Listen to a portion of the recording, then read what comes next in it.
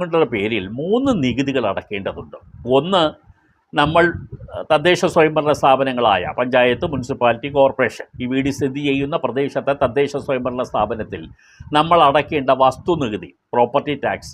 അത് ശരിക്കും വീട്ടുനികുതി തന്നെയാണ്. അതിന് പറയുന്നത് വസ്തുനികുതിയാണെങ്കിലും അത് വീട്ടുനികുതി തന്നെയാണ്.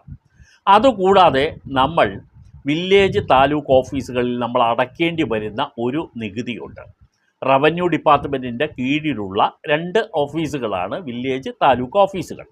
ഇവിടെ നമ്മൾ അടയ്ക്കേണ്ടി വരുന്ന 2 നികുതികൾ ഒറ്റത്തവണയായി അടയ്ക്കേണ്ടതായ കെട്ടിട നികുതിയും പിന്നെ മറ്റൊന്ന് ആഡംബര നികുതിയുമാണ്. ആഡംബര നികുതി എന്ന് പറഞ്ഞാൽ ലക്ഷറി ടാക്സ് എന്ന് ഇംഗ്ലീഷിൽ പറയും. ഈ 2 നികുതികൾ നമ്മൾ ഈ 2 സ്ഥാപനങ്ങളിലും അടയ്ക്കേണ്ടി വരും. ഈ 2 സ്ഥാപനങ്ങൾ വില്ലേജ് ഓഫീസിൽ അടച്ചാൽ മതിയാവും. ഓൺലൈനായി അടയ്ക്കാനുള്ള സൗകര്യം ഇപ്പോൾ ഉണ്ട്. ഈ നികുതികൾ നമ്മൾ അടയ്ക്കുന്നതുമായി